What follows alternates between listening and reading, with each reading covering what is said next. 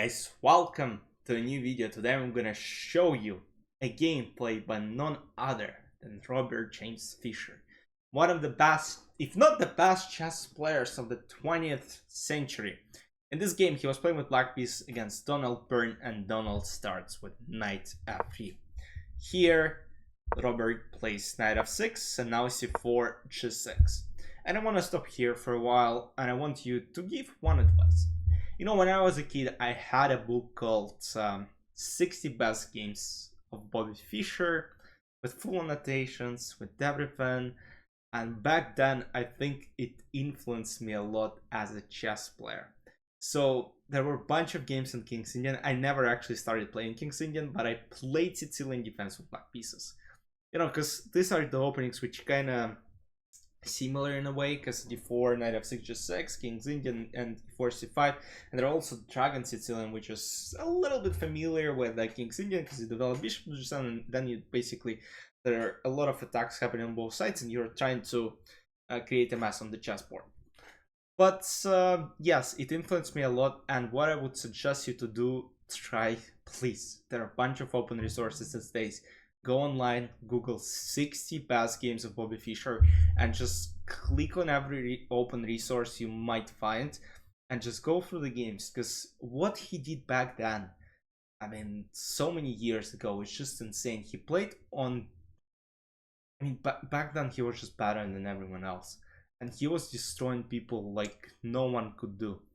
And yeah, this game would just illustrate one of these, examples.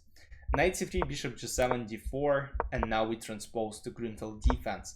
King b3, d takes c4, and now c6. This position might actually be familiar to many of you, because, you might have seen this game in many...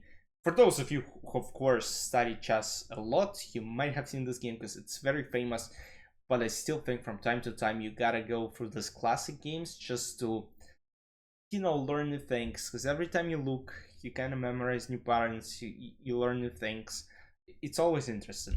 So because I see this game, I don't know, maybe for 15th 20th time, and I look at it, and every time it's just, man, Fischer was brilliant chess player.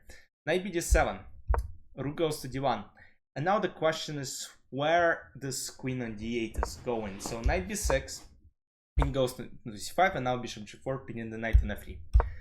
Bishop g5, huge blunder. And this is where the fun begins. So here, why this move is a blunder is tough to say. But the move that Fischer makes in this position is wild. And basically bishop g5 is a blunder because there are some tactics involved in knight e4. And how can you set up this knight e4? You set it up by playing and distracting the knight on c3 by playing knight a4. And the idea is, if knight takes a4, knight takes e4, but you might ask me, Romka, but knight still protects this, like, what are you even talking about? The problem here is, let's say if queen goes back, there is knight g5, bishop d1, king d1, and queen can slide to d4. This king is not castled. Rook d8 is coming. And black's position is just dominant. White cannot do anything. So instead of playing knight a4, Donald goes queen a3. And now knight c3 capture, b takes c3, and now Robert plays knight e4, allowing white to take on a7. And now queen b6. Sacrificing an exchange, and a bishop f8 would have been played. There is bishop f8, queen b3, knight c3, and the position goes apart. So there is nothing that white cannot take an exchange, so they go bishop c4, and now knight c3, still sacrificing the knight, and that's second brilliant knight sacrifice. Knight a4, knight c3, and now the thing is, if queen c3, rook e8, and black will eventually take the bishop. So instead, Donald plays bishop c5. And what about to happen here is insane. Rook e8 check, king goes to f1, and now That's what we're here for.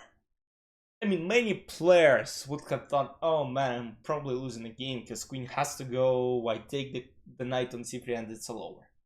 But not Robert James Fischer. He plays bishop e6.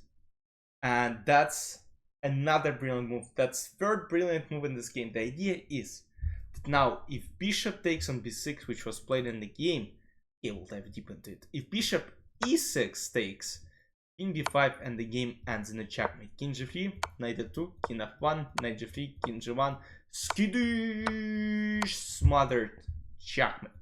So bishop b6 is played on the board instead. The best move here actually would have been queen c3, but after queen c5 we use and exploit the spin. He takes c5, bishop c3, black get a better position and probably a win in endgame, which I think Fischer would have converted pretty smoothly. But bishop b6, bishop c4, the queen is now sacrificed. Knight e2, knight d4, knight e2, knight c3, and now a takes b6, attacking the queen on a3 and attacking the rook on d1. Queen b4, rook a4, protecting the bishop, queen b6, and now taking the rook on d1. h3, and as you might see, the position is collapsing.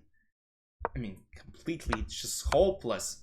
I mean, now you got basically rook and two bishops for the queen. That's more than enough to win the game. Bishop goes to d5, knight f3, knight e4, queen b8, and there's absolutely nothing white could really do.